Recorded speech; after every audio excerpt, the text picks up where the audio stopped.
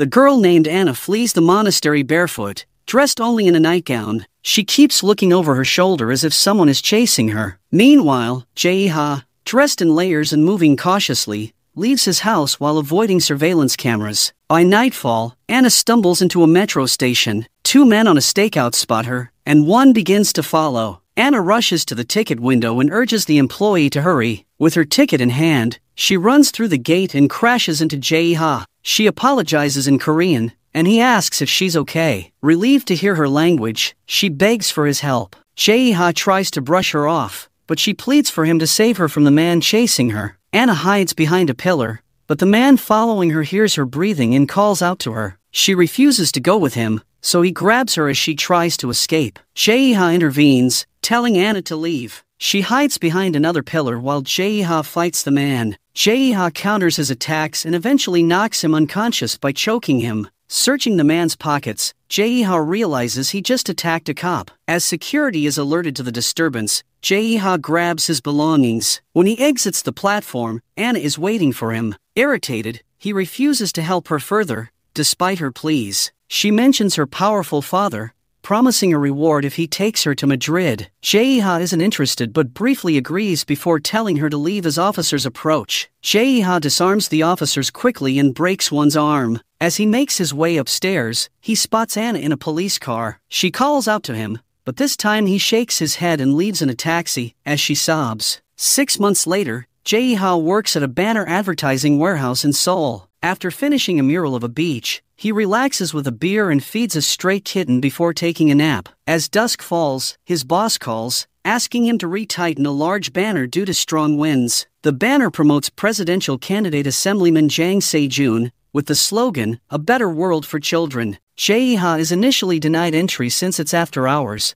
but a cleaning lady lets him in, mentioning that the work order came from the madam. He thanks her and reassures her he'll be fine despite the windy night. Securing himself to the roof, he rappels down to fix the banner. Inside the building, Se-jun embraces a young woman and pauses to watch his wife, Choi Eugene, on TV, where she's praised for her popularity and domestic skills. Unbeknownst to Se-jun, his wine has been drugged. Masked men storm the building, overpowering the security guards. As the masked men advance upstairs, their leader reminds them to capture necessary footage, seemingly after evidence of Se-jun's affair. Meanwhile, Jae-ha rappels further down the building and catches sight of Se-jun with his lover. He recognizes Se-jun but pays little attention. Se-jun tells his lover to close the curtains just as the drug takes effect, causing him to collapse. The woman winks at Jae-ha before shutting the curtains. While securing a corner of the banner, Jae-ha spots the cleaning lady and tries to warn her by tapping on the window as the masked men enter the office. Despite his efforts, they strike her down. One injured bodyguard triggers an alarm,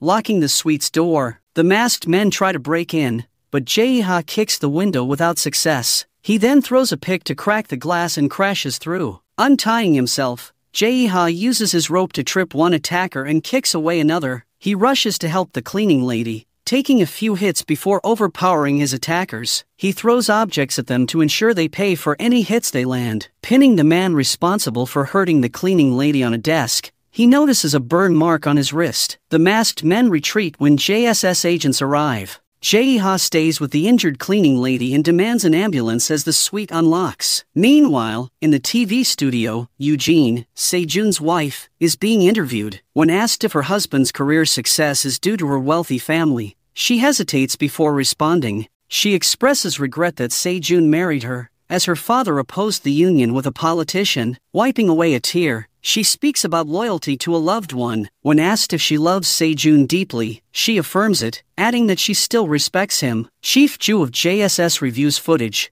puzzled about how someone could break through tempered glass from the outside. At the studio, Eugene faces a question about her shares in JB Group. She smiles, and her assistant signals for a commercial break. Off camera, she reminds the interviewer to avoid sensitive topics. The host backs down after she mentions her son. After the interview, Eugene gifts a staff member with treats and learns about the break-in involving her husband. Unfazed, she suspects political sabotage and outlines next steps while planning to keep that girl for later use.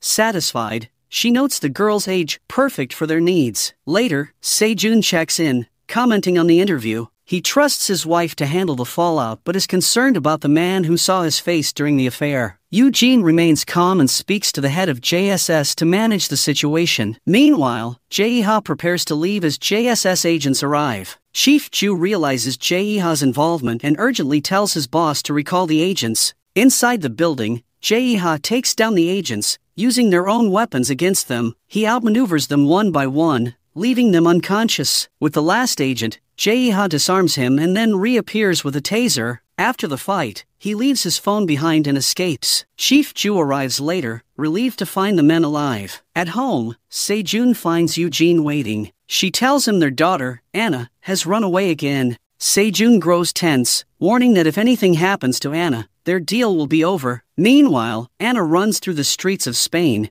terrified and looking over her shoulder. She stumbles into traffic and stops in fear. Her mind flashes back to a memory of handing her mother sleeping pills. Through her sobs, she whispers in Spanish, "I did not kill." Anna stands frozen in the street. The flickering headlights trigger memories of arriving at the police station after her mother's death. She was overwhelmed by camera flashes from the press. During her questioning, a psychiatrist tried to get answers, but Anna couldn't explain what happened. A concerned old woman leads her off the street, and Anna hobbles away, alone. Meanwhile, Jae-ha reaches a bus station and notices police officers nearby. He disguises himself in a soldier's uniform to avoid suspicion. Elsewhere, Eugene expresses disappointment with JSS for failing to capture Jae-ha. Amused by her subordinates' excuses, she listens as Chief Ju explains that capturing Jae-ha is nearly impossible due to his training in history with Blackstone, an elite private military company. Ju concludes that Jae-ha's skills far exceed JSS agents. Despite this, Eugene dismisses recruiting Jae-ha and instructs them to better protect her husband. As Eugene watches her husband leave, she reflects on his unrepentant nature. She scoffs at the idea of feeling let down.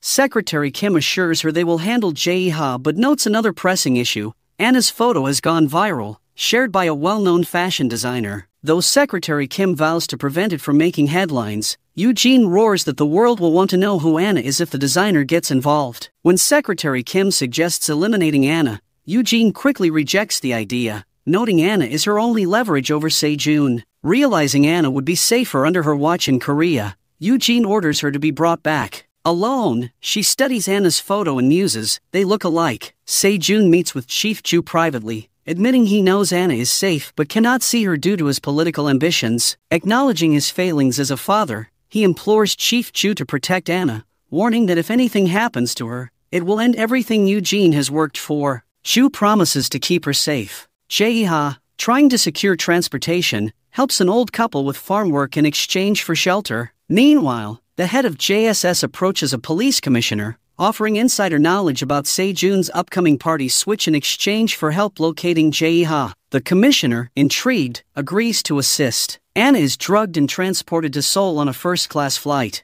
In her sedated state, she dreams of the day a woman with red fingernails, Secretary Kim, took her from the hospital. The memory brings tears to Anna's eyes. Jae-ha, staying with an elderly couple, overhears their grief as they mourn their son. The old man explains it's the 49th day since his death, and Jae-ha offers to help with the farm work. Touched by his kindness, the couple grows fond of him. However, their peace shatters when intruders arrive, tying them up and threatening to set their home on fire. Just as one assailant is about to ignite the flames, Jae-ha intervenes, engaging him in a brutal fight. Jae-ha skillfully counters the man's knife attacks, wounding him despite suffering injuries of his own. The fight moves outside, where Jae-ha uses powerful moves to incapacitate his opponent, dislocating his shoulder and finally strangling him into submission. When the man refuses to reveal who sent him, Jae-ha threatens to torture him until he talks. The assailant mocks him, claiming that everyone who helps Jae-ha will die. Enraged, Jae-ha prepares to continue the torture. Later that evening, Jae-ha arrives outside Eugene and Sejun's estate just as Anna is brought inside. Still groggy from the drugs, Anna wakes to find herself face-to-face with Eugene. Eugene comments on how Anna has grown,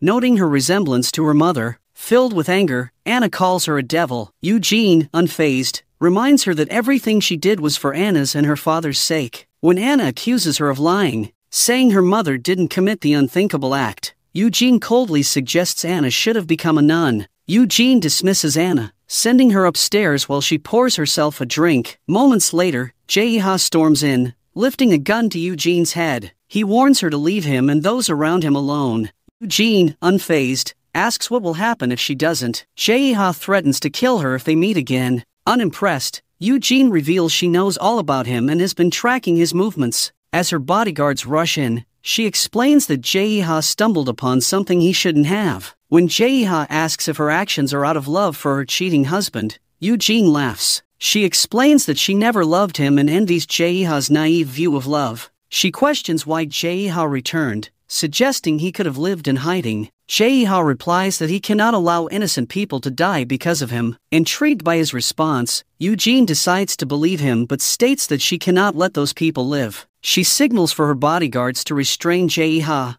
but before they can act, sirens sound outside. As the police arrive, Jae-ha uses the distraction to free himself and take down the guards, methodically fighting his way through them. Once inside the house, Jae-ha confronts Eugene again, pressing his gun to her head. However, a voice behind him interrupts. It's Anna. She urges Jae-ha to shoot, screaming for him to kill Eugene. Recognizing her from their earlier encounter in Spain, Jae-ha hesitates as Anna continues to shout, "Shoot!" Choi Eugene narrowly escapes death in her second encounter with Kim Jae-ha. Although he threatened to kill her, Jae-ha takes a different route. He's recorded everything she's said and done and attached it to an email set to send in 24 hours to the press, prosecutors, and the Blue House. This email would ruin her. Faced with this, Eugene negotiates, asking what it would take to stop the email. Jae-ha makes it clear that his life is on the line. He takes her to the car, and they drive away. When he asks if her husband would choose her or the email, her silence suggests that Jang Se-jun would choose the latter. Negotiations abruptly halt when motorbike pursuers cut the brakes on Eugene's car. Mistaking them for her people, Jae-ha realizes too late that they intend to kill her by faking an accident. He takes control, weaving through traffic at high speed. Unable to slow down, he instead speeds up, breaking free from the remote control system. His plan works. Although the shots fired don't hit the riders, they alert Eugene's security team, who take out the attackers. Their car crashes at a construction site, flipping over. Jae-ha, bloody but alive, escapes the wreckage with the help of workers. He pulls an unconscious Eugene from the car moments before it explodes. The blast knocks him down, and flying debris finally renders him unconscious, just as Eugene's people arrive to rescue her. Eugene watches in fear as Jae-ha collapses, knowing the email could still ruin her. Fortunately, Jae-ha survives and is quickly taken to the hospital under her orders. Meanwhile, Eugene's husband, Se-jun, uses the attack on her to garner more political support. Indifferent to her suffering, he ensures he's seen by her side, playing the part of the concerned husband for the media. His public display of loyalty wins him sympathy, enhancing his presidential campaign. As Eugene rests in the hospital, a commentator suggests that Se-jun's political rival, Park Kwon-soo, was behind the attack. Eugene is pleased, knowing this will work in her favor without her direct involvement. Despite Se-jun's cold indifference, he shows concern when he learns that his daughter, Anna, was involved in the recent hostage situation. He warns Chief Ju to protect Anna, as any harm to her would bring down everything Eugene has built. Meanwhile, Chief Ju tries to convince Jae-ha to work as a bodyguard for Eugene, emphasizing the power and resources of JSS, including secrets about JB Group and national politics. Ju warns Jae-ha that when Se-jun becomes president, his life could be at risk if he doesn't cooperate. However, Jae-ha remains uninterested, even when offered a position at the Blue House for revenge. Jae-ha's reluctance stems from a personal tragedy, the loss of a woman he once loved and planned to marry. A flashback shows Jae-ha holding her lifeless body, revealing deep scars that still drive his actions. This pain resurfaces when he encounters Park Kwon-soo, the man he blames for his suffering. In a fit of rage, Jae-ha disarms Park's guards in an elevator, leaving them bloodied and incapacitated. He points a gun at a terrified Park Kwon-soo. Kim Jae-ha's attack on Park Kwon-soo in the elevator was just in his mind. In reality, he didn't even grab the guards' weapons. Chief Ju's assessment proves true. Jae-ha can't kill, haunted by the memory of seeing Rania shot in the head during a meeting involving Park Kwon-soo. Determined to not let Park go easily, Jae-ha sets a trap in a revolving door by slipping a sensor into Park's jacket at a barber shop. However, the plan backfires when a young boy gets trapped in the door. Park approaches the boy, nearly triggering the trap, but his guards escort him through a side door, sparing the boy. Jae-ha's attempt exposes him to Park's guards, forcing him to flee to the rooftop, where he escapes using a harness. Below, Choi Eugene and Chief Ju await him in their car, helping him get away. Inside the car, Eugene offers her support, implying he should work for her. Jae-ha declines, but she reminds him that now Park knows who he is, and security will be tighter, making revenge more difficult. Her logic convinces him. With his hand healed, Jae-ha joins JSS training under instructor Song. He easily surpasses the other recruits and is soon assigned to the VIP team. Though the team resents him for his earlier dominance, he continues to excel. Even in the communal shower, his teammates try to challenge him, but Jae-ha handles them effortlessly. VIP team leader Seo was reluctant to accept him, but Chief Ju assures him that things will settle once the team hierarchy is established. As part of the VIP team, Jae-ha is given the codename K2 and assigned to night shift duty in Section C. He works alongside Jang Miran, codenamed J4, who monitors Ko-Anna. Jae-ha is briefed on Anna's anxiety and panic disorder. His mission is to ensure she stays hidden, especially from Park Kwon-soo, who could use her to his advantage. On Jae-ha's first night of duty, he watches Anna leave her room at 10:30 p.m. and head to the kitchen. Her search for food intrigues him. When she finds a packet of ramen, her joy captivates him. However, her attempt to cook fails as she struggles with the stove and eventually gives up. Jae-ha silently encourages her not to quit, wondering if he should help. He decides against it, though her failed attempt bothers him. Meanwhile, Choi Eugene and Jang Sejun leave a function in separate cars. Sejun is off to meet another woman, a fact Eugene is aware of, yet they pose for the cameras to maintain appearances. As Eugene rides in her car, she is visibly affected by the contrast between their public facade and private reality, tears rolling down her cheeks. Back at the CCTV control room, Jae-ha steps outside for a smoke, reflecting on Anna's earlier kitchen scene with a smile. Suddenly, he notices a shadow and flickering light on the rooftop, signaling potential danger. Choi Eugene's aunt, Choi Sunja, passes away, prompting the family to gather for the will reading. The will names only one inheritor, the Pyeongchang Scholarship Foundation. Although Choi Eugene appears to be in charge of the foundation, she denies owning it outright. Thus, the fortune, including JB Group shares, effectively transfers to her. Choi Sung-won and his family are not surprised by this outcome.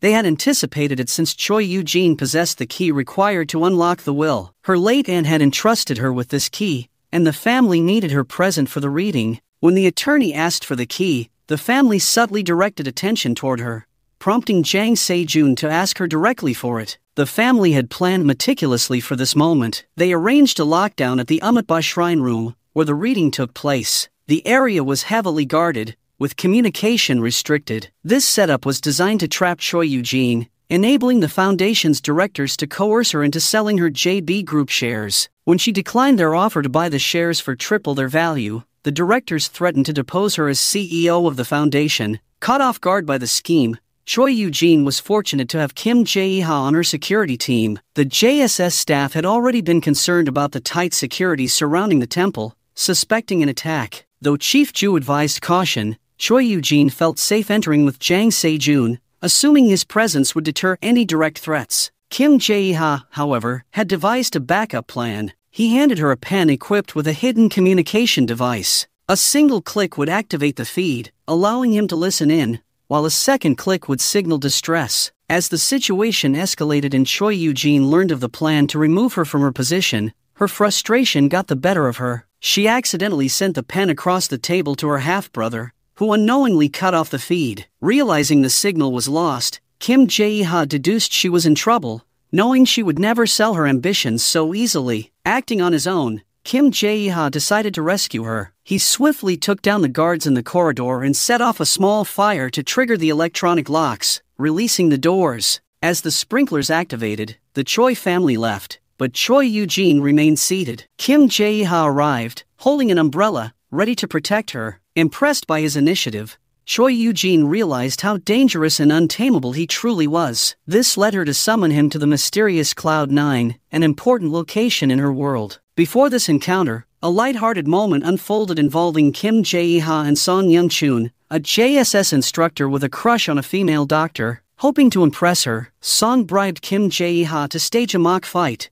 where Song would appear to overpower him. However, the plan backfired. When the doctor saw Kim Jae-ha being held down, she rushed to defend him, hitting Song over the head with her handbag. Despite the failure, Song's relationship with the doctor blossomed, and they shared a moment later, discussing the event over a meal. Kim Jae-ha's knack for helping others extended beyond Song Young-chun. He later helped Ko-ana by preparing ingredients for her to cook ramen, allowing her to enjoy a simple meal. Watching her succeed brought him satisfaction, and he took a break outside, smiling up at her window. During this time, Jang Mi-ran, another JSS staff member, joined him. She awkwardly explained her failure to respond to his call for help the previous night, and they discussed Ko-ana and her strained relationship with her father, Jang Se-jun. Their conversation revealed that Ko-ana had been seeking her father's attention for years, unaware of his indifference. Even when he was in Madrid, he had refused to see her. The conversation ended when Kim Jae-ha received a call to return to headquarters,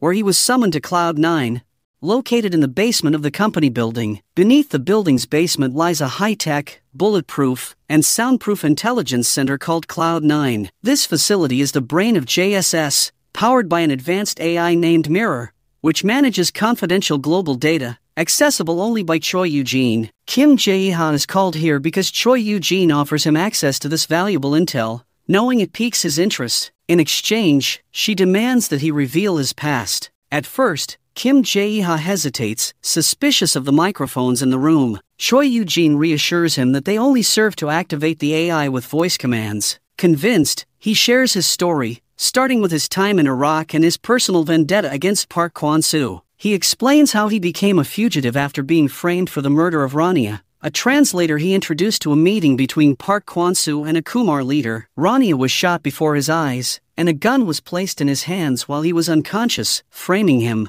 After escaping, he disguised himself as a refugee, determined to seek revenge. Satisfied with the story, Choi Eugene commands Mirror to reveal why Rania was killed. Mirror suggests a 68% probability that Park Kwon-soo ordered her death due to sensitive information she translated. Although the exact details are unclear, the AI speculates that Park Kwon-soo may have supplied weapons to the Kumar leader, who later formed an independent army outside CIA control. Meanwhile, at Choi Eugene's residence, Ko-ana seizes the chance to escape while surveillance is down. After seeing her father, Jang Se-jun, on the news attending a memorial service, she decides to find him. She evades Jang Mi-ran, who is distracted by TV, and spikes her drink to slip by unnoticed. Disguised in Jang Mi-ran's black suit and headset, Ko-ana fools the guard at the gate and leaves without suspicion. Ko-ana first visits a photo studio she once visited with her mother. There, she learns from the photographer about a U.S. visa her mother had sought before her death. This discovery leads her to an assisted living facility,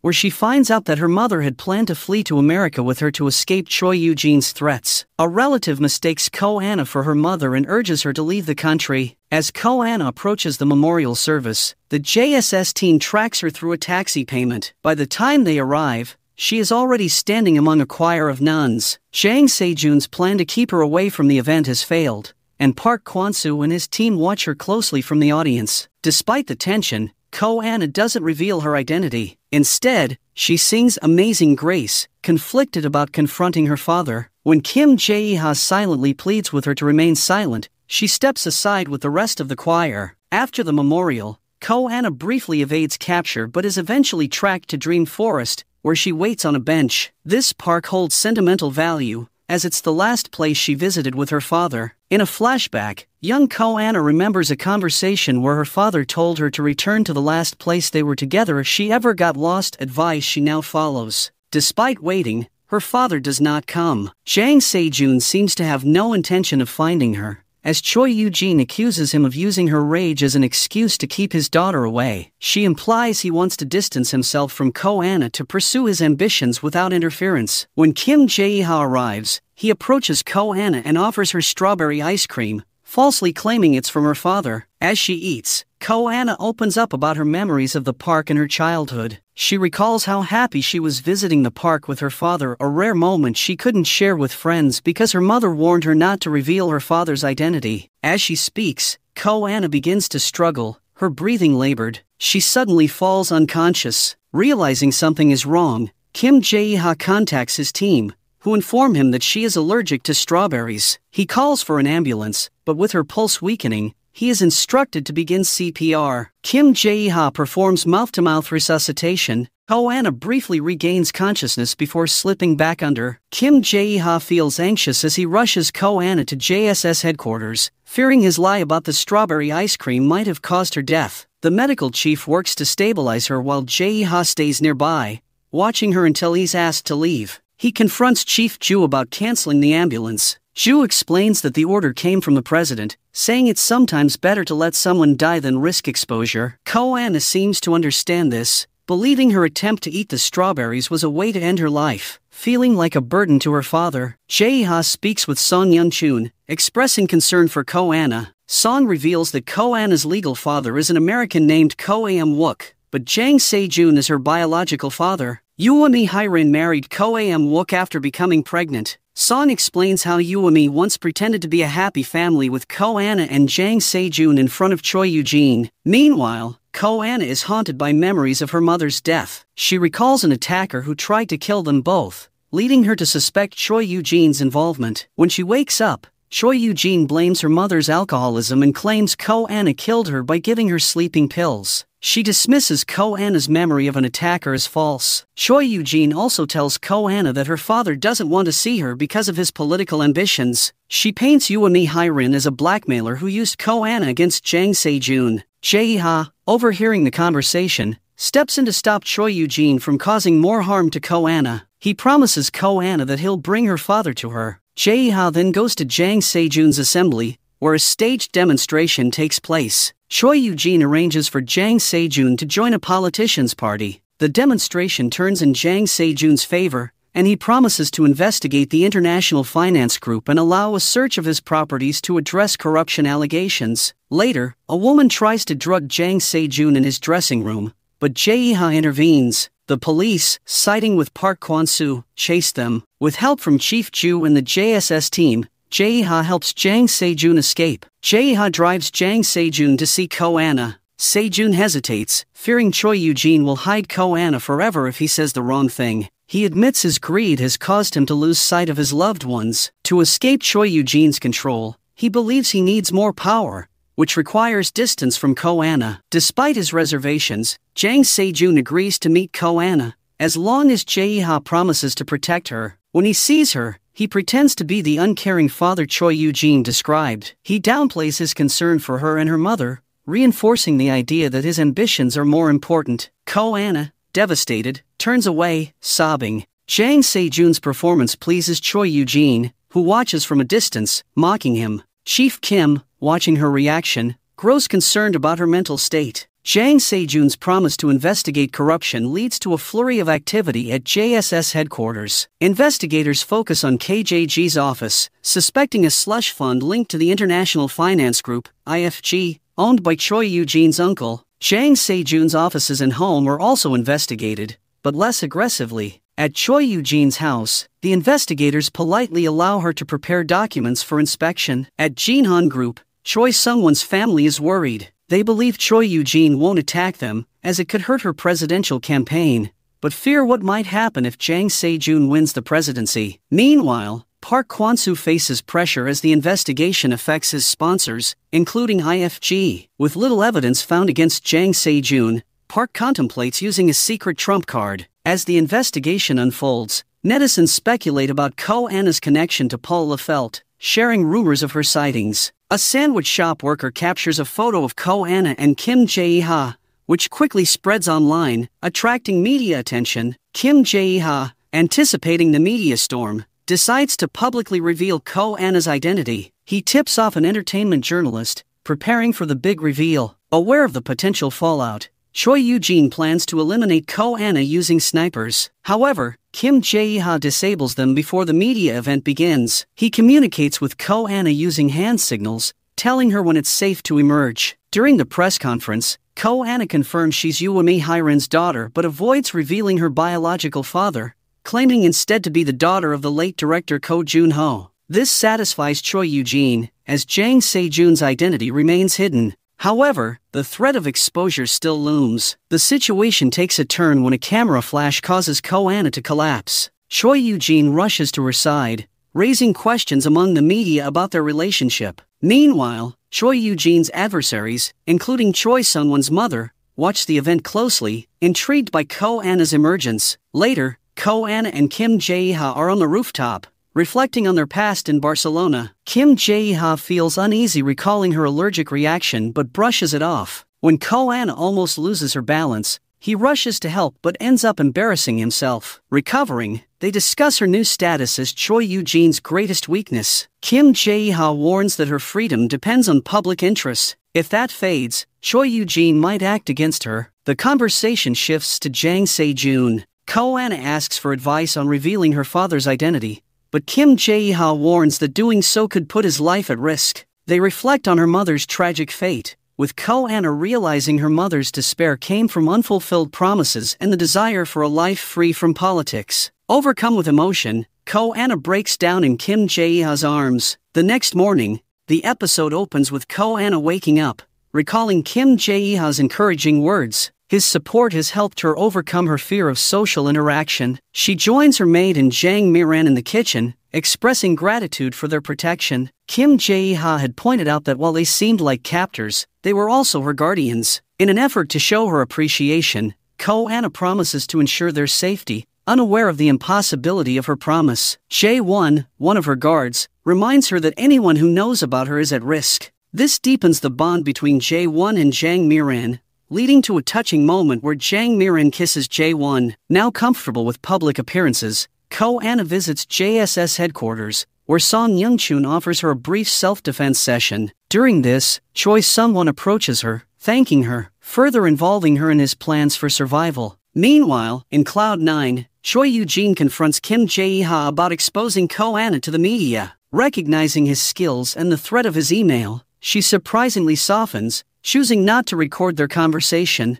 They discuss Park Kwon-soo. Eugene discovers that Park was involved in an oil deal with the Kumar leader, suspecting Rania's translation was key to keeping it secret. She urges Jae-ha to find evidence to destroy Park's political career. However, Kim Jae-ha rejects revenge through exposure, wanting to kill Park himself. Eugene argues that ruining Park's political dreams is a more satisfying revenge. As they leave, they encounter Choi Sung-won and Ko-ana. Choi Eugene disapproves when Sung-won invites Ko-ana to dinner, but he threatens to expose her as Jang Se-jun's daughter. Ko-ana trusts Jae-ha and agrees to dinner with Sung-won. During the car ride, Sung-won suggests a psychological assessment at the hospital, raising Kim Jae-ha's suspicions. At the hospital, Ko-ana meets Dr. Lee, while Sung-won separates Jae-ha, claiming they need to discuss his future. Sensing a trap, Jae-ha rushes to find Ko-ana, but she's safe, enjoying a meal with Jang Mi-ran, Jae-won, and her maid. Meanwhile, the chief of police withdraws support from Choi Eugene, aligning with Park Kwon-soo,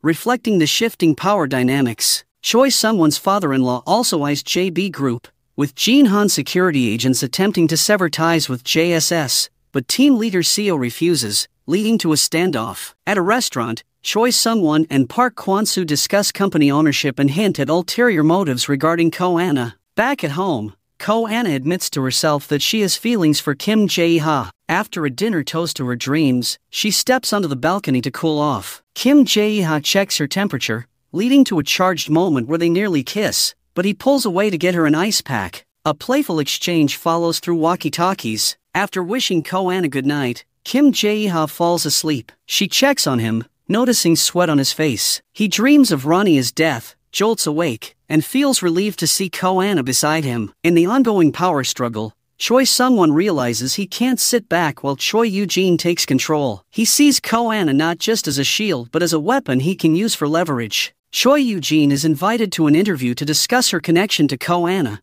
the daughter of a famous star. She instructs the interviewer, Ji-yeon, to follow a script. However, Ji-yeon secretly works with Choi Sung-won to expose Choi Eugene. During the interview, Choi Eugene claims she took Ko-ana in out of guilt over introducing her mother, Yuami Hai-rin, to Ko Jun-ho. Ji-yeon twists her words, and Ko-ana appears live to contradict Choi Eugene's story. A recorded message from fashion designer Jean-Paul Lefelt further supports Ko-ana, casting doubt on Choi Eugene's narrative. The interview ends with Ko-ana urging anyone with information about her mother's death to come forward, suggesting foul play. Afterward, Choi Eugene reflects on the damage caused by Kim Jae-ha's actions. She contemplates killing him but hesitates. Chief Kim suspects her hesitation stems from feelings for Kim Jae-ha, though Choi Eugene also sees his value. Meanwhile, at a photo shoot, nerve gas fills the floor. Kim Jae-ha realizes Chief Kim is behind the attack when she refuses to connect him to Choi Eugene. He fights off the attackers, but when he's momentarily incapacitated,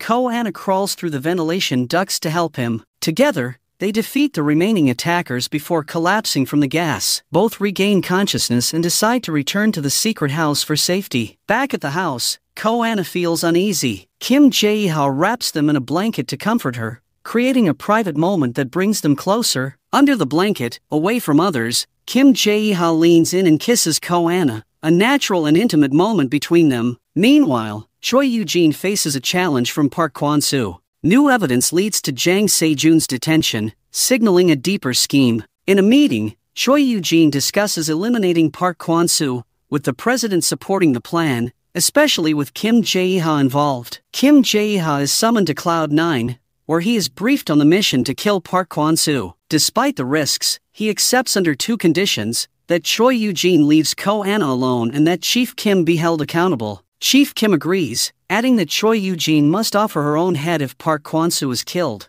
Kim Jae-ha is granted the JSS offensive team for the mission. Just as the meeting concludes, Choi Eugene pulls Kim Jae-ha aside, expressing concern for his safety. She urges him to abort the mission if it becomes too dangerous. Park Kwon-soo learns of Choi Eugene's plan to attack him at his home, thanks to a tip from the chief of police. However, this is a ruse to make him believe the attack will happen at his residence, when the real ambush is set for his hideout. Believing he's outsmarted Choi Eugene, Park Kwon-soo stations his men at home while he secretly escapes to his hideout. A police officer stops the JSS car for a fake traffic violation, giving Park time to switch vehicles. At the hideout, Park thinks he's safe but is ambushed by Kim Jae-ha, team leader Seo, and the JSS offensive team. A shootout ensues, and Park's secretary wounds team leader Seo. Kim Jae-ha overpowers the secretary and corners Park, who hides behind a metal door. Kim Jae-ha gets inside and confronts Park, but hesitates to kill him,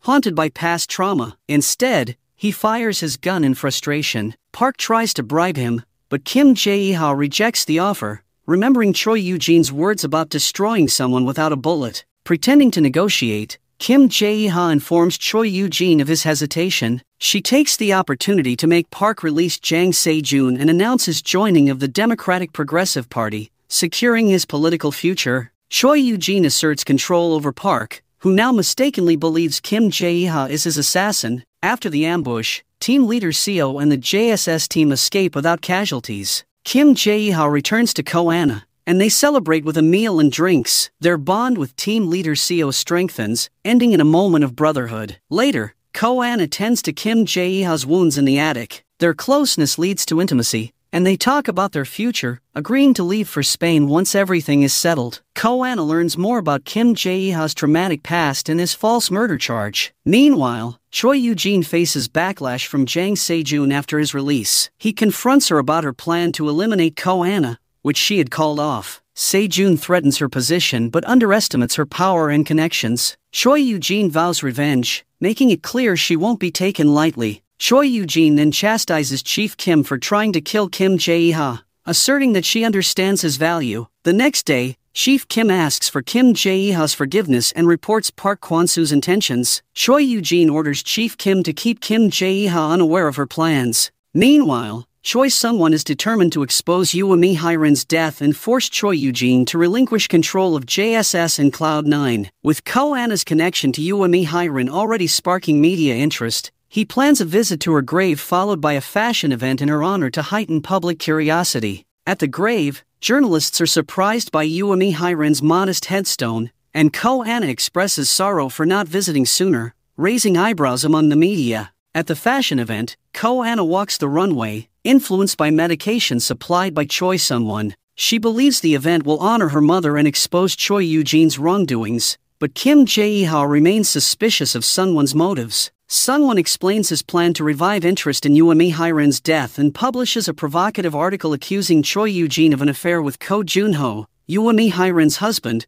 leading to Ko-ana's birth. The article hints that Choi Yoo-jin killed Yoo-mi Hyrin to silence her after being blackmailed. To protect Jang Se-jun's political ambitions, Sungwon frames the affair as something that happened before Yoo-jin and Se-jun's marriage. This sets the stage for a defamation case and a reinvestigation into Yoo-mi Hyrin's death. Choi Yoo-jin dismisses the claims, especially the idea that Ko-ana is her daughter. Despite the media frenzy, she continues with her volunteer work but is blindsided by journalists asking about the reopened investigation. She faints, leading the public to question whether the collapse is genuine or staged. In the hospital, Song Young-chun, who seems to have a close relationship with Eugene, visits her. He warns her to leave Ko-ana alone, suggesting he will act on his morals if she doesn't. A flashback hints at Choi Yoo-jin's guilt, showing her injecting something into Yoo-mi Hyrin's neck, raising further doubt about her innocence. Park Kwon-soo claims he saw Choi Yoo-jin enter Yoo-mi Hyrin's room the night of her death, but the full story remains unclear. Kim Jae-ha confronts Yoo-jin in the hospital, reasoning that if she had killed Yoo-mi Hyrin, no witness would be left to testify. Ko-ana, however, firmly believes in Eugene's guilt and has allied with Choi Sun-won, who is portrayed as even more ruthless than Eugene. Despite denying her involvement, Choi Yoo-jin tells Kim Jae-ha to let Ko-ana and Jang Se-jun believe she is guilty. She admits she used the lie to manipulate Se-jun into staying with her. She extends her trust to Jae-ha by granting him full access to Mirror, her AI system, knowing she needs someone she can trust to monitor developments as the defamation case unfolds. The next day, Choi Yoo-jin, alongside Jang Se-jun, makes a shocking announcement at the police station in front of live media. She reveals that Ko-ana is her daughter emotionally, if not biologically, clarifying that Ko-ana is Jang Se-jun's child. Jang Se-jun tries to salvage his image during a press conference by portraying Yoo-mi Hyrin as a heartbreaker and blackmailer who disrupted his life with Choi Yoo-jin. He recounts their love story from 1993 and explains how they separated after his arrest in 1994. While Yoo-mi moved to America and married director Ko Jun-ho. He claims it was Choi Yoo-jin's support that helped him recover and rise in politics, though he downplays the true nature of their relationship. Jang Se-jun frames Yoo-mi Hyrin's return with Ko-ana as a demand for him to leave Choi Yoo-jin. He paints Choi as the innocent party, saying she tried to negotiate with Yoo-mi but that Yoo-mi took her own life, leaving him shocked. Ko-ana, watching the conference, is furious at what she believes are lies. She hopes to reveal the witness who claimed to have seen Choi Yoo-jin kill her mother. However, when they meet the witness in prison, he denies confirming Choi Yoo-jin's guilt, stating he only said maybe. This turns out to be part of Choi Yoo-jin's strategy, orchestrated by Chief Kim to mislead Ko-ana and Choi Sun-won. Choi Yoo-jin, hearing of the press conference, smirks at the claims, especially the one suggesting Ko-ana is her daughter. However, when asked by reporters about the reopening of Yoo-mi Hyrin's case, she faints in shock. Her collapse is interpreted differently. Some suspect it's an act, while others believe it's genuine. In the hospital, Choi Yoo-jin is visited by Song Young-chun, who warns her to leave Ko-ana alone or face the consequences. Flashbacks reveal a tense confrontation between Choi Yoo-jin and Yoo-mi Hyrin, where Yoo-mi pleads for Ko-ana's safety, hinting at Choi Yoo-jin's internal conflict. Jang Se-jun later admits to Ko-ana that his press conference was full of lies, further implying that Yoo-mi Hyrin was murdered, not suicidal. This confession leads to a rift between Ko-ana and her father, with Ko-ana declaring she is no longer his daughter. Meanwhile, Kim Jae-ha decides to use his access to Mirror to gather information against Park Kwon-soo, believing this will help protect Ko-ana and avenge Rania's death. He suspects Kim Suk-han, the son of the president, has incriminating evidence related to the Kumar oil fraud scandal. Kim Jae-ha follows Kim Suk-han, hoping to provoke him into revealing the evidence. Kim Suk-han, growing wary, leads Kim Jae-ha to a hidden memory card containing crucial information, tucked under a prayer bench. Kim Jae-ha chases Kim Suk-han, but Park Kwon-soo's men get involved, leading to a confrontation in a multi-level car park. Kim Suk-han, cornered at the safety barriers, slips and nearly falls to his death. Kim Jae-ha reaches him just in time to save him. Kim Jae-ha pushes Park Kwon-soo's men aside and leaps over the safety barrier. He grabs Kim Suk-han's hand while holding onto the barrier with his other hand. With great effort, he swings Kim Suk-han to safety on the level below. In doing so, the memory card in Kim Suk-han's hand transfers to Kim Jae-ha during the rescue. Now holding the memory card, Kim Jae-ha is confronted by Park Kwon-soo's main man, who demands the card in exchange for help. Kim Jae-ha refuses, Spotting a truck below carrying soft bags, he lets go of the railing and jumps, landing safely. As he crosses the road, a bullet from Park Kwon-soo's men hits him in the side. Despite the injury, Kim Jae-ha buries the memory card before being rescued by Chief Ju. Once in the car, he loses consciousness. At JSS headquarters, Choi Eugene is deeply distressed when Kim Jae-ha is brought in. She tells the doctor that he must survive because the company's future depends on him. Kim Jae-ha is rushed to Cloud 9 for surgery, where he nearly goes into cardiac arrest. The medical team revives him, but he remains in critical condition. While Kim Jae-ha fights for his life, the chief of police arrives at JSS headquarters with a warrant to search the main server. Park Kwon-soo is using this opportunity to try to incriminate JSS by obtaining secret data and destroying Cloud 9. The JSS president cooperates with the search, knowing the server being seized only holds general employee information, not the classified data. Choi Eugene is still concerned and double-checks with Mirror that the classified information is safe. The chief of police reports back to Park Kwon-soo, claiming success. The chairman of Jinhan Group, however, advises caution, as they still need access to the secret data. After Kim Jae-ha wakes up, Kim Suk-han tells his guard to spread the word that Kim Jae-ha saved him, resulting in an order from the Blue House to stop the search. Choi Eugene is unaware that Kim Jae-ha has the memory card and is using the time to search for it. Meanwhile, Chief Ju returns to the area where Kim Jae-ha was shot. Jang Se-jun asks Chief Ju to give him the memory card, believing it will free him and Ko-ana from Choi Eugene's control. Chief Ju stays neutral, unsure of his next move. Kim Jae-ha later reveals that the memory card contains information that could expose Choi Sun-won's fraud and destroy JB Group. He sees it as leverage to protect himself and Ko-ana. While Kim Jae-ha recovers, Choi Eugene manipulates Ko-ana, convincing her to leave Kim Jae-ha for his own safety. She warns that staying with him will put both of them in danger. Ko-ana, conflicted, agrees to leave, believing it's for Kim Jae-ha's protection. Kim Jae-ha later discovers this through Mirror. Realizing Choi Eugene's true intentions, he confronts her, accusing her of lacking compassion and being willing to kill to maintain power. He references her past actions, including her role in the deaths of Rania and Uemi Hai-rin. He tells her that he cannot be her friend, as she is no different from those who have caused harm. Choi Eugene denies wanting Kim Jae-ha's admiration but struggles to articulate what she really wants from him. Kim Jae-ha accuses her of trying to control him, suggesting she wants him to be one of her loyal followers. Choi Eugene appears hurt but does not respond directly. Meanwhile, the JSS president switches sides, working with Choi Sung-won and Park Kwon-soo. He believes Choi Eugene has become too obsessed with Kim Jae-ha. He voices his concerns to Chief Ju, questioning if it's worth staying with Choi Eugene when his dream of serving the president seems out of reach. Chief Ju tries to calm him, suggesting they talk after a job at Jang Se-jun's event. Choi Sung-won enters Cloud 9 with a bomb set to detonate in 2 hours. He demands Choi Eugene surrender control of Cloud 9, Mirror, and the memory card to Park Kwon-soo. Despite the tension between Choi Eugene and Kim Jae-ha,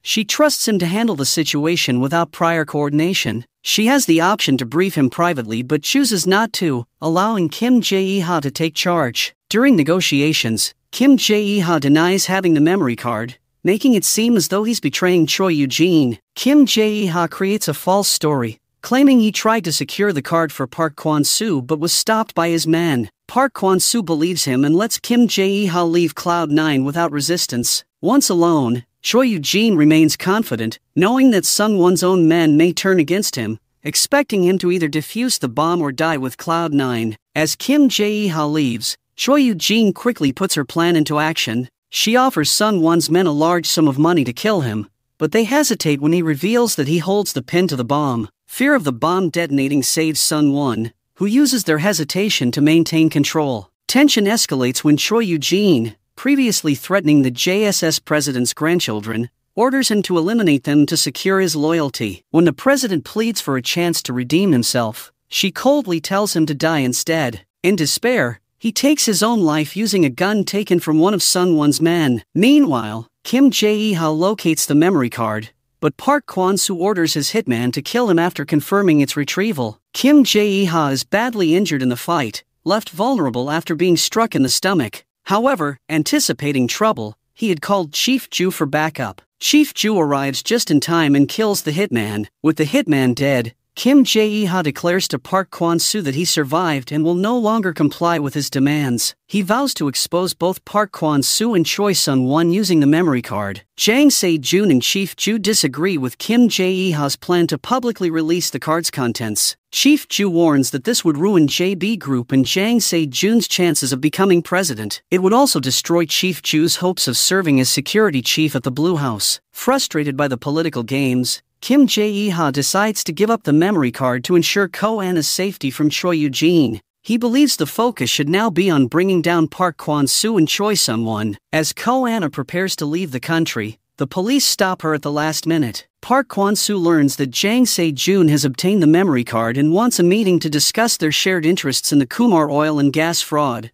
which implicates powerful figures like Choi Sun-won and the Jinhan chairman. Ko-ana is taken to a safe house, but Park Kwon-soo plans to use her as bait to lure Jang Se-jun to Cloud 9. He intends to eliminate Jang Se-jun, Choi Eugene, and Choi Sun-won in one move. Choi Sun-won is unaware that the bomb he set cannot be defused. Kim Jae-ha learns this important fact after questioning Park Kwon-soo's right-hand man. Kim Jae-ha had already defeated the men sent to ambush him. The right-hand man, scared, reveals the assemblyman's full plan. Choi Sun-won plays a dangerous game. After learning that Jang Se-jun has the memory card, he refuses to defuse the bomb. "I'll just die today," he tells Choi Eugene when she accuses him of being stubborn. The memory card is critical for Choi Sun-won because he's deeply involved in the Kumar oil and gas fraud, known as Kumar Gate. In fact, he orchestrated the entire scheme with his father-in-law, trapping the consortium members. Choi Sun-won was supposed to remain off the consortium's list, knowing the scandal would erupt eventually, but Kim Suk-han got him on the list as a defense mechanism. Despite everything,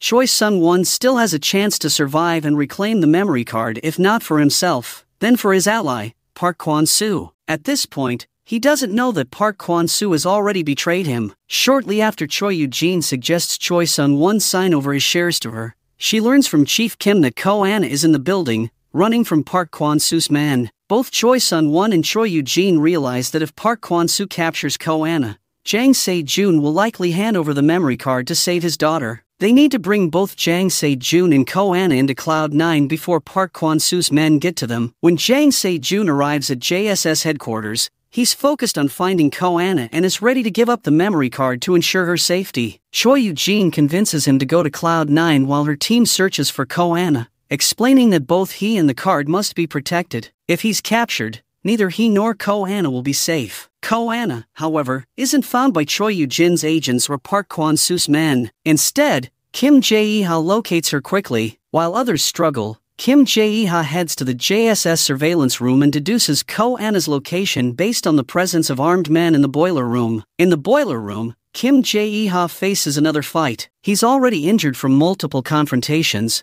bleeding from his head, and struggling to stay on his feet. Still, he manages to defeat Park Kwon-soo's men and rescue Ko-ana. Luck is on his side. The attackers use knives instead of guns, not wanting to alert the JSS agents. Kim Jae-ha's superior fighting skills allow him to take them down. One attacker nearly captures Ko-ana, but thanks to gestures Kim Jae-ha had taught her earlier, she manages to avoid harm, allowing him to defeat the final attacker. Afterward, Kim Jae-ha collapses from his injuries, falling into Ko-ana's arms. Chief Kim and the JSS agents arrive after hearing the gunfire. Kim Jae-ha is taken to the infirmary, while Ko-ana is brought to Cloud 9 under Choi Eugene's orders. At this point, the power shifts to Choi Sun-won. He surprises everyone by pulling out a hidden gun and shooting Chief Kim in the leg. Immobilized, she can't stop him from taking Ko-ana hostage. Choi Sun-won forces Choi Eugene to open the glass door separating her and Jang Se-jun. Once inside, he demands the memory card. Jang Se-jun is ready to give the card in exchange for Ko-ana's safety, but Choi Eugene tries to regain control by shutting down the elevators. Before she can finish, Choi Sun-won shoots her in the pelvis, forcing Jang Se-jun to hand over the memory card. Choi Sun-won thinks he has won, but Jang Se-jun, informed by Chief Ju and Kim Jae-ha, reveals the bomb can't be defused. Panicked, Choi Sun-won tries to input the pin multiple times, but the bomb continues to tick. Realizing he's been betrayed by Park Kwon-soo, Choi Sun-won rushes back to Choi Eugene, demanding she reactivate the elevators so they can escape. Choi Eugene attempts to comply, but Mirror informs her that power and cell reception have been cut, switching the building to emergency backup. Park Kwon-soo, intending to leave everyone trapped in Cloud 9, has cut the power to force the consortium's compliance with his demands. Kim Jae-ha, despite his injuries, abseils down the elevator shaft and pries open the door to Cloud 9. Choi Sun-won, learning that the bomb cannot be defused, rushes back to threaten Ko-an again, forcing the JSS agents to lift him up first. He shoots Kim Jae-ha in the leg and pushes Ko-an aside. With only minutes left, Kim Jae-ha limps back to Cloud 9. He urges Choi Eugene to leave, but she refuses. Bleeding and pale, she admits there's no escape for her and tells them to save Chief Kim and Ko-an. She also confesses that she was wrong,